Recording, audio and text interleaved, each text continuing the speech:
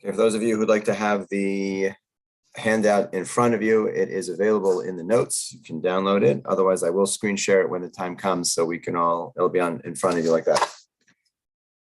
Okay, good to see everyone again. It's been a while since we've had a chance. We took a little bit of a break, but it is nice to be back.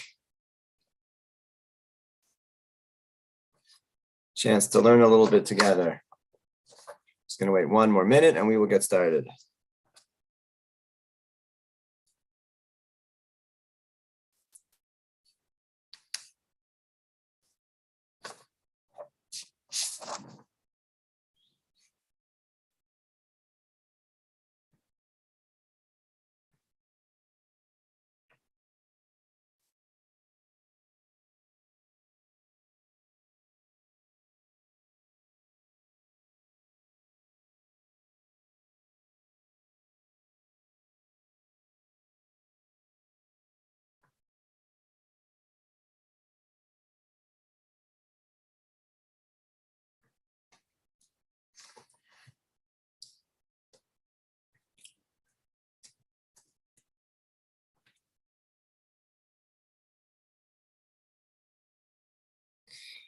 All right. Good evening. Good evening, everyone. So nice to be back, continuing our journey in Jewish history.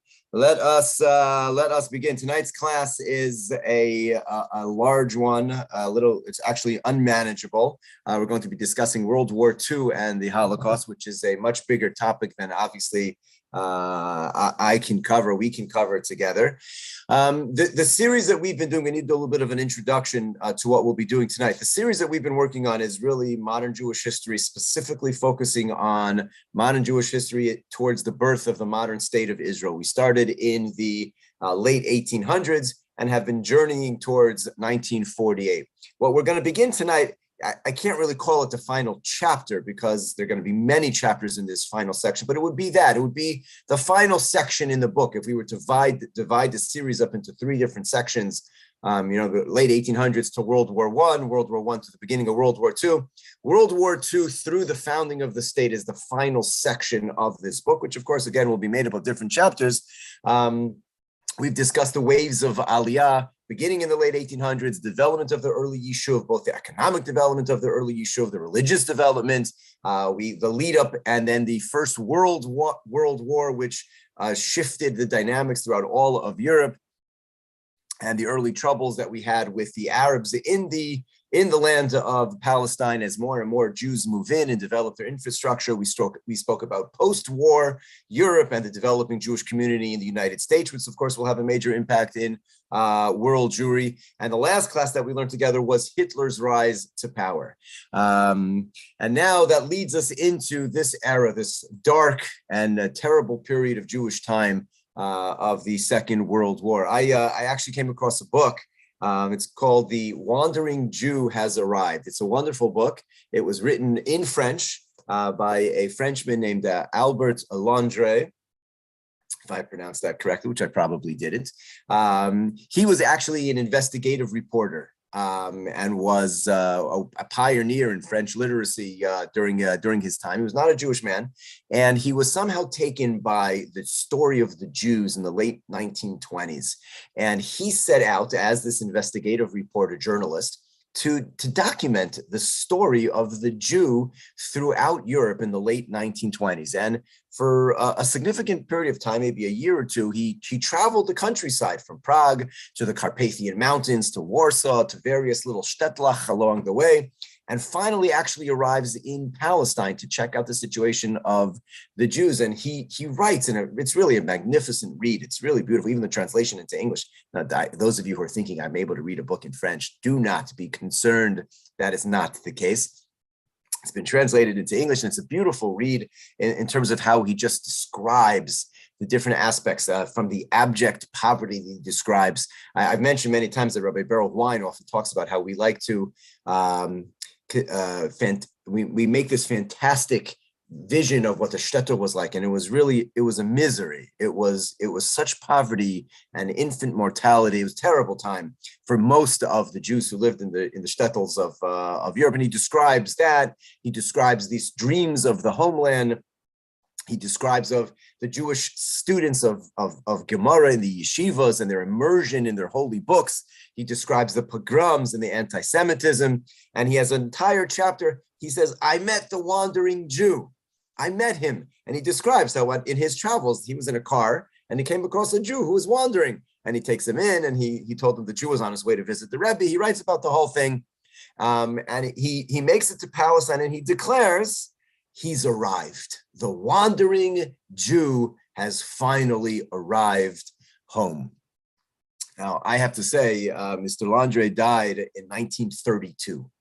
And as much as he believed that in the early 1930s, the Jew had returned and arrived home, we all know that in 1930, he was still a long journey from home. And the darkest, most deadly, and destructive decade of Jewish history still lay before him. And it's just a fascinating, while a book was published to great acclaim, The Wandering Jew Has Arrived, actually the era, the decade that it was published in 1930, we all know what actually awaited the Jewish people during that particular horrible time. We had not yet gotten there. And half of us have, at this point now, 100 years later almost, have gotten there, but the rest of us still not. So this final section of our story, as we describe Jewish history, we go through, and the Second World War will set up those frantic final 3 years from 1945 to 1948 as we shift out of this period. We'll first address the World War, the Second World War, and then those final 3 years. That's what we'll do over the next couple of weeks as we continue. Now, the first thing that we need to do is address the Holocaust. And there's a very obvious problem in addressing the Holocaust. And that obvious problem is as follows. I do not need to say it, but we'll just say it just for the sake of putting it out there. On the one hand, it is impossible to address Jewish history in the 20th century and not put the Holocaust in the center of that story. It just is.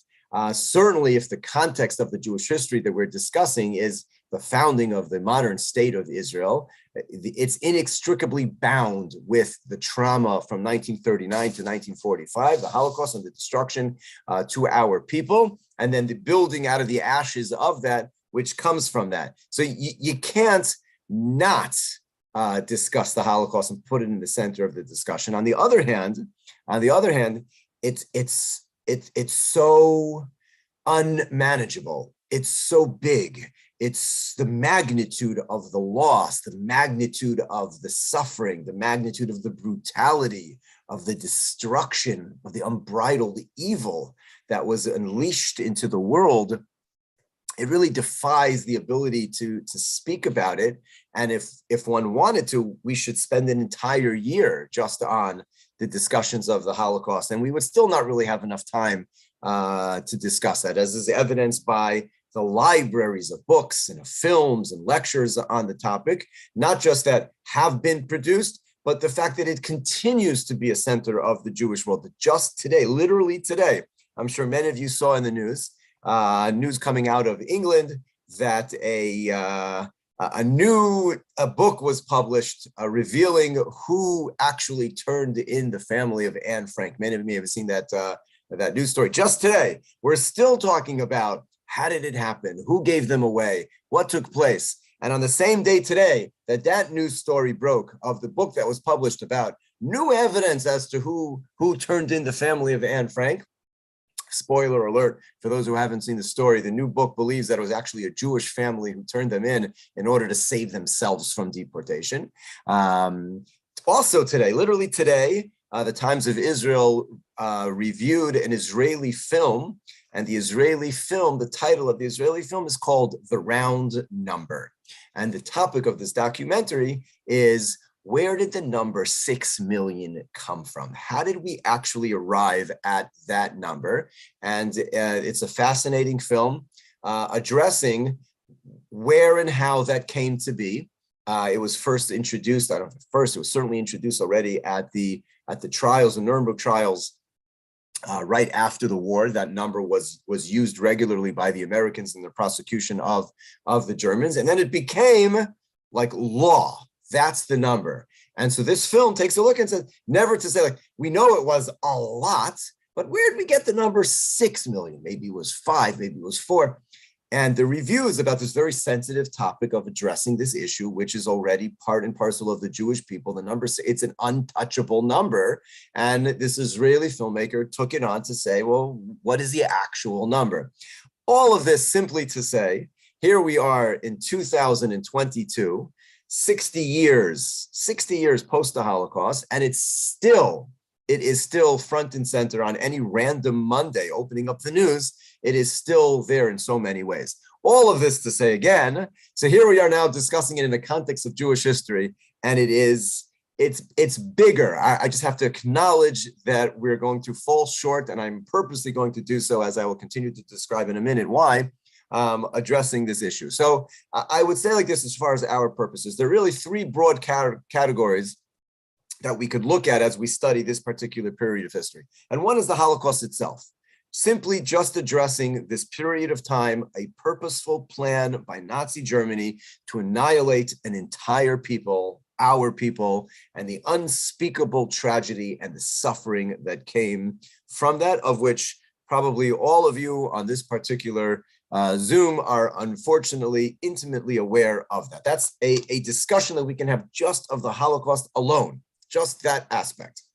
The second aspect that we really need to address is the bigger picture in which the Holocaust takes place. And that is, of course, World War II. As Jews, we often address the Holocaust as the entity unto itself because of course, the traumatic impact that it had on all of us. And I say that as a grandchild of 2 survivors, really of 4 survivors from all sides of my family. It just defines the whole way that we look at the world. But the world, the Holocaust itself, was part of a bigger picture, as part of World War II. Historians can study World War II without even addressing the Holocaust. There was an entire world war which took place, which is outside of the Holocaust, was one of the most seminal events in world history, took the lives of between 70 and 85 million people during that 6-year period from 1939 to 1945. 70 to 85 million people. It's such a destruction, you can't even get a good estimate. We're talking about a 15 million person estimate. Just shows you how the level of discussion. Most of those were civilians. It left Europe a smoldering ruin and completely realigned all of the economic and political landscape for decades to come. So we could discuss, the Holocaust. You could discuss World War II. And for us is trying to look at both of those, the Holocaust and World War II, through the prism of the journey we're on, which is the founding of the State of Israel in 1948. So that we're going to look at the Holocaust, we're going to look at World War II, not as an intrinsic study of the Holocaust, which is bigger than I can possibly handle, not as an intrinsic study of World War II, which you can leave it for the war buffs and history buffs and those who are interested in that from a military, strategic, and world political perspective, but to look at both of those really more from the perspective of our specific goal of what came out of these 2 cataclysmic events that helped then pave the path, so to speak, or gave rise to the circumstances that would birth the modern state of Israel. And when you look at it from a Jewish perspective, the divine scheme of things, there's a lot of work, and I'm certainly not going to claim to reveal any divine secrets I do not know, but we're just going to study the facts of these massive events which led, the terminology the sages often use are the birth pangs of Mashiach. That when Mashiach comes, they use the word chevle Mashiach. The way we would discuss a woman in labor birthing a child is the way that Mashiach is going to come. There's going to be this terrible upheaval in the world, this pain and suffering, but from the pain and suffering, which seems to be unbearable, no, it's actually giving birth to life. All that pain and screaming and suffering. It's not death, which it looks like, it's actually giving life. That's the way the sages describe what's going to come. If there was ever a description, an analogy that fit, it's this period of time that we're looking at, this horrible, horrible time in Jewish history, the death of so many, destruction, the suffering. Again, it defies words. We can't even put words to it. And from that smoldering ash, while it's still burning, the state of Israel, after 2,000 years of exile, is literally birthed. And the circumstances, we could look at it just purely and say miracle, but even if we want to study it and say, look at the events that led to it, we will see how the divine schema, all these pieces come to place, and it's worth just noting as we go through. So I just a disclaimer, if you're looking to know the history of World War II, we're not going to cover it. If you want to really know all about the Holocaust, we're not going to cover it. But what we'll try to do is pull out from these two seminal events that which is relevant to our small little discussion of this the journey that we're on, as I said, of the founding of the state of Israel. Okay, now once we finish this, just by the way, just also to be noted, we're not going to do this just yet. We then have to go back. We haven't addressed what's going on in the land of Palestine from 1930s, 35 until 45 either. In other words, we're taking a pause of what's actually going on in the land of Palestine. We were discussing last week, the last time we learned the rise of Hitler in Europe. Now we're going to spend a week or two, if not more, on the actual World War, on the Holocaust, the ramifications of that, the US involvement, Russia, England, all of that. And then we have to go back in time and discuss what's going on in Palestine, and then converge the two, what's going on in Palestine, how the World War ends, and then again, those last 3 years, 45, 46, 47, and then 48, how everything comes together to birth the state of Israel. There's much to talk about what's going on in the land of Palestine right now, even though obviously from a historical perspective, the focus on the Jewish world is in Europe during the 39 to 45, but what's going on in Palestine is very significant as well. We have the Haganah, the Lehi, the Irgun, they're all developing and fighting their own battles as to what's the appropriate way to deal with the British. We have to get rid of the British, of course, until they have to leave. Various political parties, much to discuss as we'll get to all of that.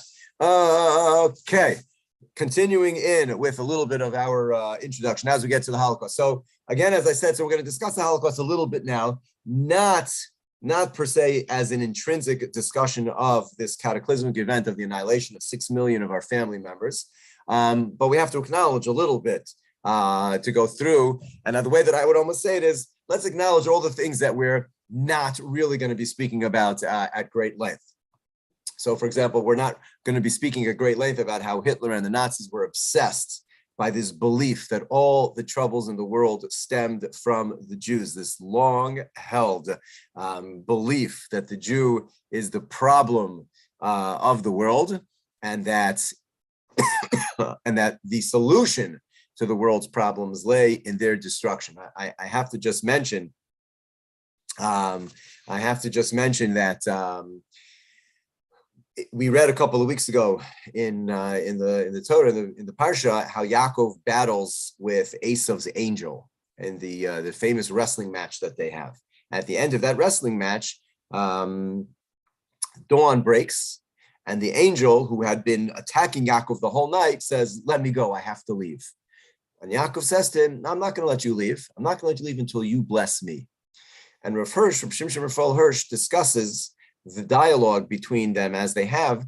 The angel, is very clear in the text, is the one that begins and initiates this fight. He attacks Yaakov.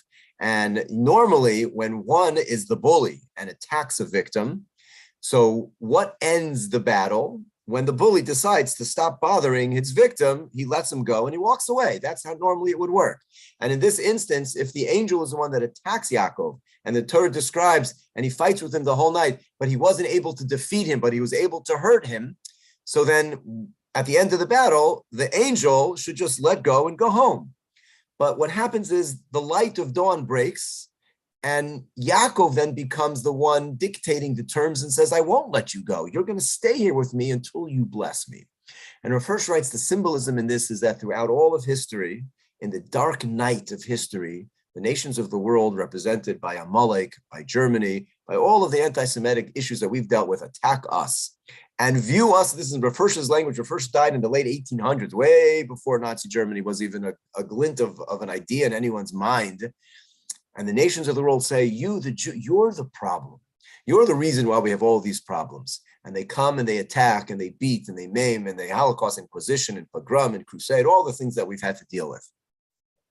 And then only one thing changes. The light of dawn breaks. That's the only thing that changes. It was dark, and in the darkness, the world has a certain view of what the Jew represents. And then it becomes light. That's always the imagery that the Torah, the sages use for clarity. All of a sudden, a ray of sunlight pokes its head over the horizon. And the attacker, the angel attacking Yaakov says, oh, I didn't realize. And then he wants to run. And now Yaakov turns the table and holds onto him and says, no deal. You can't just leave me here. I will not let you go until you bless me. Rav Hirsch says that means to say, it's not enough for the nations of the world to say, oh, I made a mistake. Let me go now. No. Not until you say, you are actually the source of all the blessing in the world. You can't just run away and let us go. Not until you acknowledge that all the positive developments that have happened, all of the morality, all of the understanding of a single God in the world, all of the goodness and the kindness, we brought it to you. You tried destroying us, thinking we were the source of all the problems. When you recognize we are actually the source of the blessings, then we'll let you go. That, Rav Hirsch writes, is the understanding. Nazi Germany represented the idea of the darkness of the night, at the darkest, deepest part, a belief that they held to their dying day that we are the source of every problem in the world, and it was therefore their mission to eradicate them. And we're not going to be speaking so much about that. But in 1933, when Hitler came to power, all he wanted to do was first just to drive the Jews out of Germany, to make it Judenrein. And he began the processes of boycotting the Jewish stores and the businesses. They were not given the protection of the police. Their shops were looted. Their homes were destroyed. There was a process. And it's worth always, again, it's not going to be our main focus tonight, but just the way that it went, small steps that just created a barrier, a difference, a distinction between the Jew and the German soldier, the German citizen. Laws were passed excluding Jews from public service, escalating all the way until 1935, the Nuremberg racial laws, which the byline of the Nuremberg laws were the law for the protection of German blood and German honor. That's what it was passed in order to protect the pure German blood, the German honor. They defined a Jew as anyone who had 3 or 4 Jewish grandparents. That person became a Jew. It was not because of what they practiced. It was not because of the religion. It was not because they went to shul on Shabbos or kept kosher or kept Shabbos. If you had 3 or 4 Jewish grandparents, you were a Jew and subject to these laws. And that was one of the first times where we saw the distinction, where it was no longer a religious thing. It wasn't because you were a practicing Jew that they hated us. You were just a Jew and they hated us. And there were, in 1935, all of a sudden you had all of these German secular Jews who were as much a part of society as anyone else, had not practiced religion in 2 generations, and all of a sudden were defined as a Jew because they had 3 Jewish grandparents, and they were left out of all aspects of society, just like everybody else. They had a special term for those Germans who had only 1 or 2 German. They had a special German term for them where they were like in no man's land. They weren't a pure German, but they weren't, after all, defined as a Jew. No civil protection. They were no longer citizens. It was illegal to intermarry. They required specific Jewish names. They confiscated all Jewish passports and made them they invalidated all passports unless you went to a special office and you had a special big J stamped on their passport to identify them as Jews. And of course, we know it didn't take long from that kind of environment until in 1938, Kristallnacht, which we are all familiar with, on November 8th and November 9th, or 9th and 10th, I think, if I have the dates correct, where the homes and shuls all through the countries were just destroyed by mobs that were unleashed. 30,000 Jewish men were arrested, and that was the first time they were arrested just for being Jewish. No particular crime that was created, but just the crime of being Jews. And then in the ultimate insult, the Germans levied a tax on the Jews to pay for the damages that were done during Kristallnacht. Those arrested Jews were taken away to concentration camps, which was cruel enough. Many times they would have, the relatives would receive a postcard afterwards from the German government saying something of the effect of, unfortunately, your relative, your son, your father, husband has died. They claimed usually of a heart attack. And then they said, if you pay us a certain amount of money, we'll send you their ashes for burial. It was just a terrible time. And again, looking back historically, they thought that was as worse as it was going to get, having no idea, of course, what was coming. All of this to say that the Germans were able to create the climate in which Jews were considered less than human, certainly less than the Germans, which allowed for them to then slaughter us like animals without the pangs of guilt, because they had already created for years, they had created that particular type of environment. We are all familiar, of course, that they then demanded that the Jews had to wear an identifying mark, the yellow star, as an identification point of who we were. What then happened was the concentration into ghettos. The most infamous, of course, were the Wasser ghetto, the Lodz, the Bialystok, and many others. They were always set up in the slums of the town, minimum conditions for survival. It was always overcrowded, without sufficient shelter, food, sanitation, no medical supplies. And these were, civilized communities that were herded into these terrible situations. I'm sure you've all seen many films depict the decrepit situation of the Jews. And again, in hindsight, we see this knowing what was still to come. But at the time, just the decisions, the moral decisions of bringing people into your home or your apartment. If you got an apartment and then another family knocked on the door, they didn't have a place to sleep. There was no food to go around. Winters, it was just a terrible, terrible time. Children in the streets without parents, just horrific. And this, of course, leads to their actual campaign of genocide. In the summer of 1941, they introduced the Einsatzgruppen, which was their mobile killing units. Originally, the Germans, before they came up with their final solution, would actually just send the divisions of soldiers whose entire job was just to annihilate not just Jews, but all their political enemies. The Jews certainly were a main target of them. It's estimated that about 1.4 million Jews were killed, literally executed. As we're all familiar, they would dig their own graves, stand at the edge, and the numbers. The Germans, of course, were well known for keeping records. We have records that famously the Babi Yar outside of Kiev, they shot 33,771 Jews. Like, to the Jew, we have the records that they proudly kept in just 2 days in September of 1941 in Kamenetz. 23,600 were executed in 2 or 3 days. Outside of Riga in December 41, they had 54,696. And I mention these just as this exact and specific numbers. And these were numbers of Jews that were literally executed with guns lined up in front of open graves or in front of walls. Himmler, may his name be blotted out, discovered that this was an inefficient method of extermination. It was taxing on their resources. It was taxing on his men.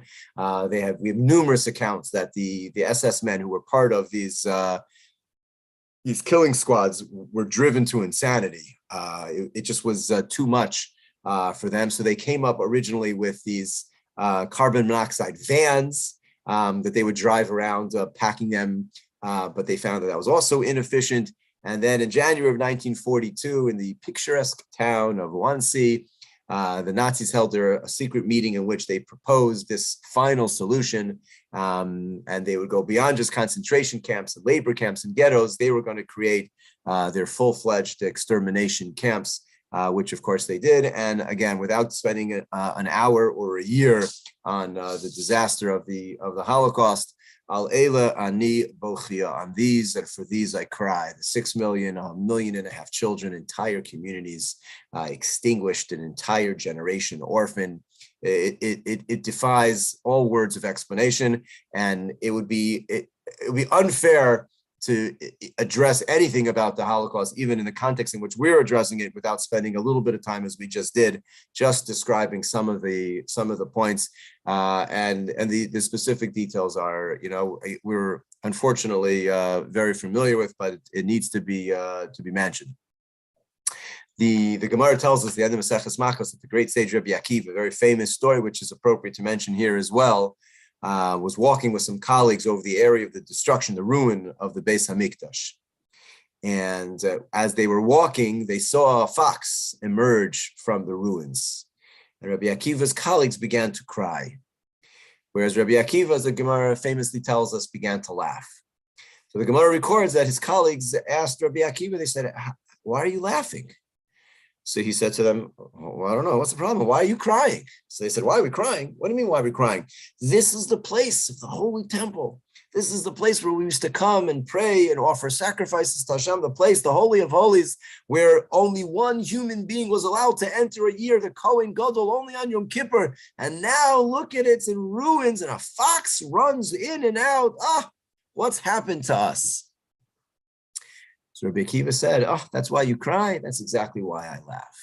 Because we have not just prophecies about the destruction, but we have prophecies about the rebuilding and the return of the Jewish people to our lands."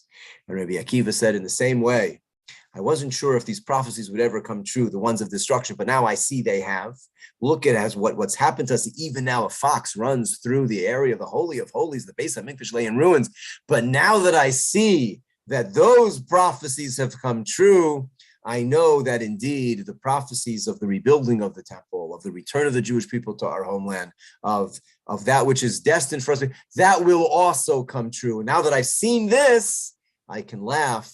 Future-oriented, there'll be a time where we will once again laugh and rejoice in the streets of Yerushalayim. As with the little bit that we're discussing just tonight about the actual Holocaust itself, it's only appropriate to conclude with those words of Rabbi Akiva as we discuss this really indiscussable period of our time of the loss, the destruction, the suffering. Rabbi Akiva saw from the ash will eventually come the salvation. From that ash will come the time that there will indeed be a return. And we're living that. We're living 60 years, 70 years post the founding of the state of Israel. 80 years were post the Holocaust, 70 years post the founding of the state of Israel, where indeed the streets of Yerushalayim are filled with young, filled with the elderly, filled with life, bursting at its seams. It's the economic capital of technology and investment. It's just an amazing place in so many different ways. And as we discuss this horrible, dark period, we conclude that part of our discussion with the words of Rabbi Akiva of he can laugh seeing the discussion, knowing that the future will be bright. None of us, chas v'shalom, heaven forbid, can laugh as we discuss the Holocaust. That's not why I mention this, but to be able to see the future which we're headed to as we discuss this particular period. Now, into the larger discussion of World War II, which I'd like to discuss a little bit about tonight. In the time that we have left. So there are a couple of points that we need to discuss which lay the groundwork for, again, the years post-war and the founding of the state. So what I'd like to do tonight specifically is address the creation of the United Nations, which we'll get to in the end. And in order to get there, let's just talk a little bit about World War II. Again, this is not a history of World War II, which in itself would require hours and hours and hours. And there's so many aspects, militarily speaking, of what took place during this war. Let's just lay some of the basic points tonight, leading to the founding of the United Nations. And then next week, we'll discuss some of the major players from the US, from England, from Russia, that will then really take us into our discussion. Let me just share we'll share these notes. Let's go through a little bit. Again, these are just highlights of points that are relevant for us to have the picture that we could then dive into a little bit more next week. So it's a brief overview of the major events of the war. World War II is generally considered to have begun on the 1st of September. That's when Nazi Germany, led by Hitler, Yamach Shimo, invades Poland. Immediately after the invasion, 2 days later, on September 3rd, the United Kingdom, England, and France also subsequently declare war on Germany. However, Britain and France don't contribute anything. They were with a peace treaty with Poland to help them, but they don't do anything.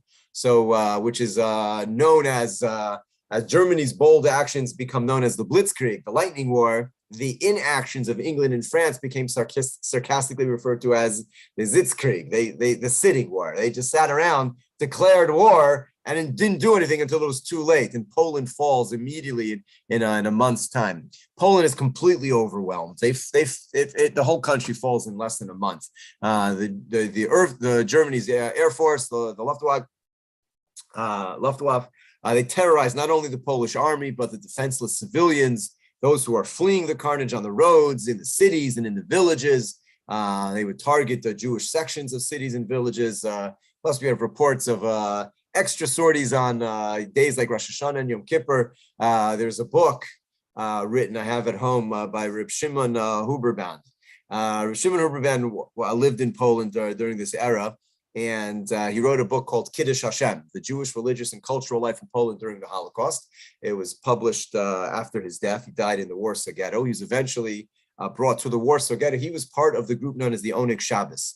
The Oneg Shabbos was the underground group of people who chronicled what life was like in the ghetto, that they wanted it to be that it shouldn't be that the outside world doesn't know what's going on. They called themselves the Oneg Shabbos. They buried all of their manuscripts. 2 of the 3 crates were eventually discovered. And one of the writers was this Shimon Huberman. He wrote about his own life. And what he writes about in the first 20, 30 pages of his description of Jewish life in Poland in general is that Shabbos when the bombings began in Poland. And he describes that Friday night meal, he's with his wife, his child, his father-in-law, and numerous other family members when the bombs begin. And he describes running to shelters and then back home into shelters. In the bombing, his wife and baby are killed in the bombings. And he describes the scene of, this is again the beginning of the war. Again, in hindsight, we this was nothing, but at the time, this is Germany's first attack, and he just describes what it was like on the roads, going from city to city, trying to find shelter, trying to find food, seeing the Polish army hiding in the woods on the road, because if they would be spotted by the German Air Force, they would be bombed. So the Polish army is hiding in the woods alongside the roads, and when they would fly overhead the planes, and the Jews just walking on the roads would try to run into the forest, the Polish soldiers would push them back onto the roads so that the forest wouldn't be bombed. It's just a very poignant description of what it was like, and again, reading it in hindsight, the story of a family broken by these bombings of the Polish countryside and Polish cities. And it was a very poignant description, and of course, it's just the very beginning. But that's how it began. Under the Molotov-Ribbentrop Pact of August of 1939, Germany made a pact with the Soviet Union. Of course, they are going to renege on that treaty. But in the beginning of the war, Germany kept the Russians on their side, and they decided they were already going to partition Poland, and that's what happens right away at the beginning of the war. Each one of them takes different chunks of Poland. Russia, of course, had negotiated amongst that treaty, knowing that the Germans wanted the Jews. So the areas which were heavy in Jewish population were handed over to the Germans. Poland lost 3 million citizens in World War II. So this is a very significant number. And I remember when I was on the March of the Living, and we were in Poland, this was 4 years ago about, one of the Polish guides had either given out a book or a pamphlet, I forget exactly what it was, describing Poland, as we know, is trying to rewrite history in terms of their involvement. My grandmother, Zechrona Levracha, was Polish and literally had not a good word to say her entire life, could not come up with anything about the Poles, and felt that they were worse than the Germans. Many did have that experience, many had different experiences, and I'm not here to discuss that. But the Poles took credit, but when they described, they're like, we were victims of the war. We were attacked by Germany. We lost 3 million citizens, 1.5 million Poles and 1.5 million Jews. And the Jews, they were Polish citizens. We were, whatever we did was because we were under German occupation. And that's all part of the story. The reality is, whatever we want to do with historically speaking, they were decimated in the war. They were overrun by Poland and by Russia, who were just fighting to divide it up. And that was the first stop of the German war machine. Late 1939 to early 1941, series of campaign and treaties. Germany basically conquers or controls almost all of continental Europe that they're eventually going to take over. They form the Axis alliance with Italy and with Japan, and other countries will join in later. Just moving on, major points. Following their onset of the campaigns in North Africa and East Africa, France falls in mid-1940. The war basically continues between the European Axis powers and the British Empire, led of course, by Winston Churchill. And that war will take place in the Balkans, the Battle of Britain, the Blitz on the UK, Battle of Atlantic. But the US, of course, is not yet part of this. And most of the Allied powers have either not yet joined or are not yet involved in that. In 1941, Germany makes its fatal error, guiding the European Axis powers in an invasion of the Soviet Union. Now, again, they had originally had a treaty treaty with Europe, with Russia, but when that didn't fit their needs anymore, they invade the Soviet Union, opening up a second Eastern Front, and creates basically the largest land theater of war in the history of warfare. It is impossible to know what combination of conceit, madness, hatred of the communists, or the drive to annihilate Russia's Jews, which numbered between 2 and 3 million, what convinced Hitler to engage in a two-front war. But this, whatever we want to call it, error of judgment, is really the beginning of his end, because that is going to thin out the German war machine to a degree that they will never be able to recover from. The Russians were originally caught by surprise and are devastated. In the first month, 2 million Russians are killed. If I remember the number correctly, I think Russia suffers over 20 million losses in the course of the Second World War. German troops are all the way, they push the outskirts of Leningrad, right west of today modern-day Moscow, the center of Kiev in the south. But Germany had overextended itself. The supply lines from Germany stretched more than 1,500 miles. The roads and the railways were bad. And then the Russian winter sets in. And that was one of the coldest and bitterest winters. And the German troops are caught. They began the war in June. They're caught with their summer clothing in a war that began in June. And then, you guys can all appreciate, I'm sitting in New York right now, but you guys are in Montreal. I'm looking at the temperatures coming up this week. I'm in Fahrenheit, and it's minus temperatures the entire week, minus 24, minus 26. The Germans aren't prepared to fight a war in the white winter of white Russian winter. And that is eventually going to thin them out to a degree in which, again, as I said, they will never recover. The other aspects, which again we'll get to, Japan, which is a big ally, of course, of Germany, which wants to dominate Asia and the Pacific. They're at war with China already in 1937. In December of 41, they made what becomes their fatal error of attacking American interests by attacking Pearl Harbor, of course, December 7th, 1941. And that, of course, results in the U.S. declaring war on Japan. The U.S. did not declare war on Germany following Pearl Harbor. It was related specifically only against Japan. However, the European Axis powers in alliance and in together with Japan, they all declare war on the U.S. in solidarity for the U.S. having declared war on Japan. Once Germany declares war on the U.S. for declaring war against Japan, the U.S. declares war on Germany, and that will actually turn the tide of the war. So just historically, it's just a fascinating note. It was it's unclear that the U.S. would have ever joined this war. There was a sentiment in the U.S. at the time of, let Europe kill themselves. We don't want to get involved, and we're not interested. As we all know, many efforts were made to save the Jews of Europe, and the U.S. did not do anything. But when Japan initiates by bringing the U.S. in, so the U.S., of course, was compelled to fight Japan, and that was going to be a fight to the death, which we'll get to in a moment. They knew that. And when they declared war on Japan, and Germany then declares war on the U.S. reciprocates, and that actually brings the U.S. into the European theater, and that will eventually turn the tide of this terrible war.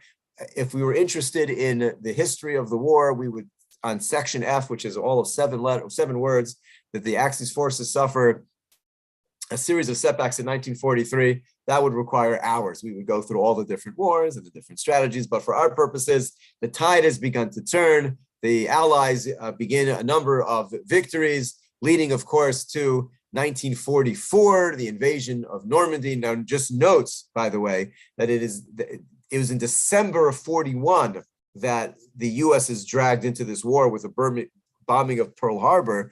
The invasion of Normandy does not take place until June of 1944.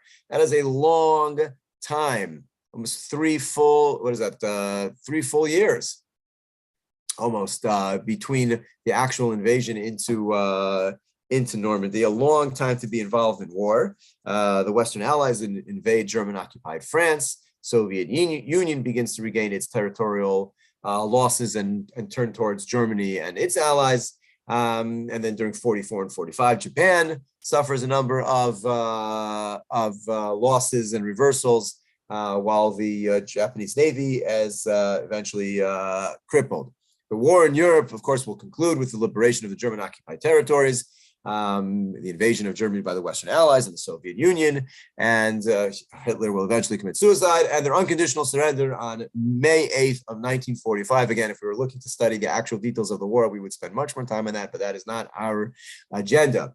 That is, interestingly, from a Jewish perspective, and we, again, as I mentioned earlier, we often tie the Holocaust to the World War. Like they're synonymous, even though they're not. So when Germany unconditionally surrenders in May of 1945, so there's the sense that the war is over, but it's not, because there were two fronts. The US is fighting Japan in the Pacific, and there's a war in Europe with Germany. Germany surrenders, but Japan does not. And the US war with Japan continues beyond May of 1945. In the Potsdam Declaration of the Allies in July of 1945, Japan refuses to surrender. I read a book this winter break just a month ago, Countdown to 1945. It describes the 119 days from the time that Roosevelt dies and Hoover, blanking on the name, becomes president, until they decide to drop the atomic bomb. All the things that go into that, all the things that take place, and that bomb is dropped. Truman, thank you, Harry Truman. That bomb is dropped because Japan was not going to surrender. As we all know, that was just part of the makeup of the Japanese war machine. And the US had estimated that a land invasion of Japan, the US was not going to stop until Japan surrendered, and Japan was not going to surrender. They had estimated that it would cost close to 1 million US lives for them to actually carry through their invasion, the land invasion of Japan. And Truman decided that his primary job was to protect US lives. And if it meant killing 100,000 Japanese lives in order to save 1 million US lives, that is what he was going to do. And the decision was therefore made to drop the atomic bomb, first on Hiroshima, and then a few days later on Nagasaki. And that indeed ends the war and changed the landscape of all of world history. And that once it became clear that there was such a thing called the atomic bomb, and we're of course familiar with the arms race that led to, the Cold War with Russia, and even till today with Iran doing all that they can to develop their own. That is a very short and brief synopsis of which we will get back to various points within this as it relates to us moving forward. For tonight, let us just conclude with one last point.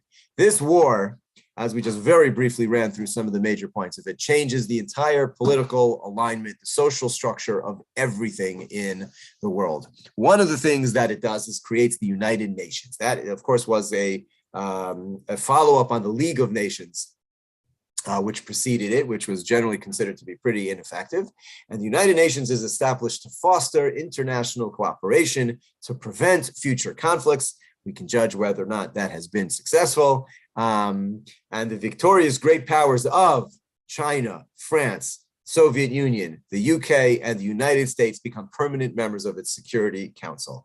Here are many lessons to share. Number one, anytime you say anything is permanent, you end up with this, what should we call it, bizarre scenario in which China and Russia are permanent members of the UN Security Council to help foster international cooperation and prevent future conflict. And it's true, they were both on the side of the victors in World War II, but in the 80 years since then, things shift. And yet we still have this bizarre scenario. The Russia and the US are going to emerge as major rival superpowers, which is going to set the stage for nearly a half-century long Cold War all the way until the late 80s.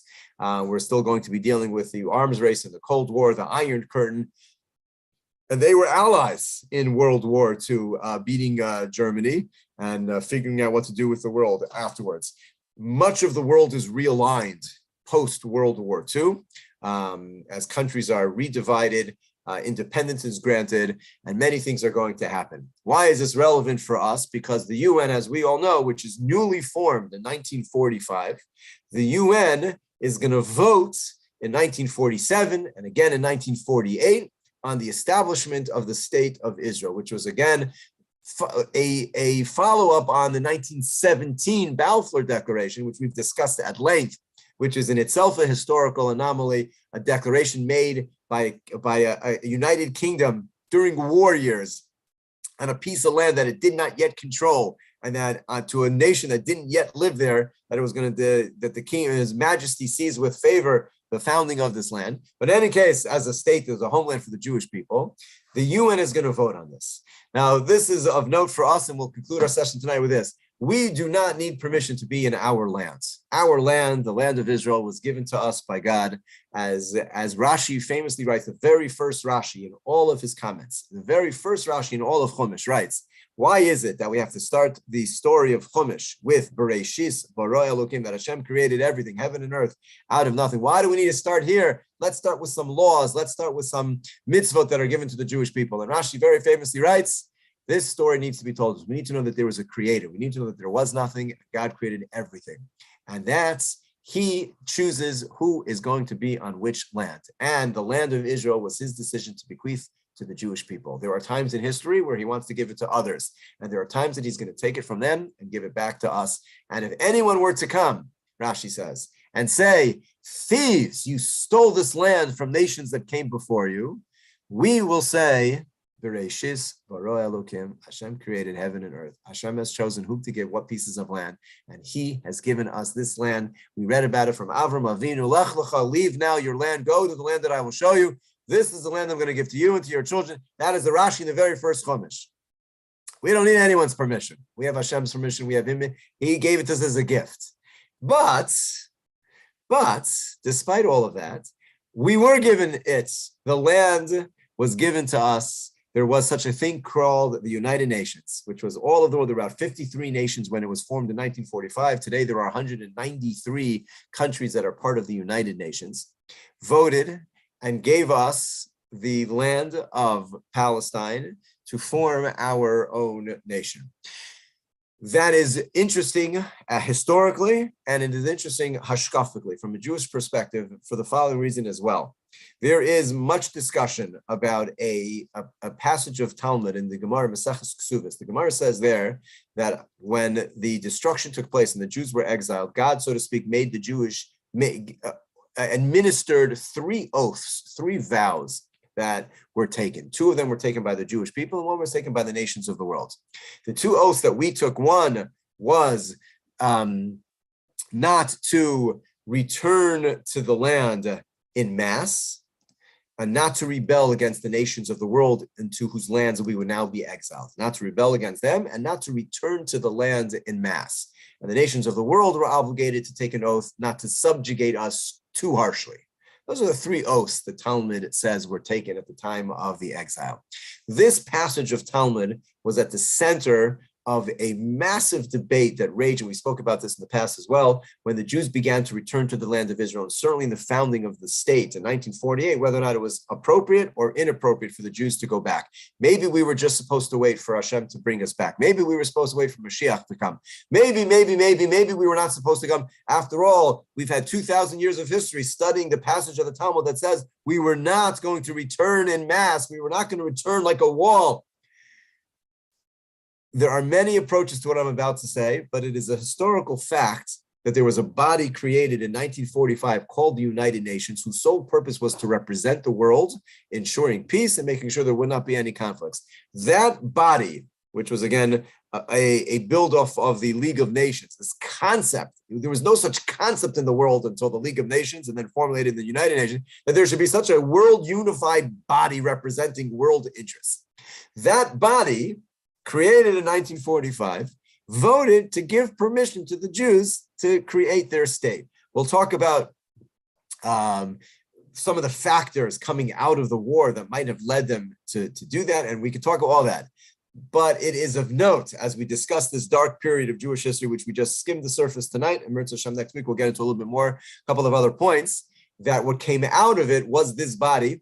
And many would say, I'm expressing no opinion on this, just quoting from others. Many would say that the entire purpose of the United Nations and all of its history was to give the Jews its permission to go back.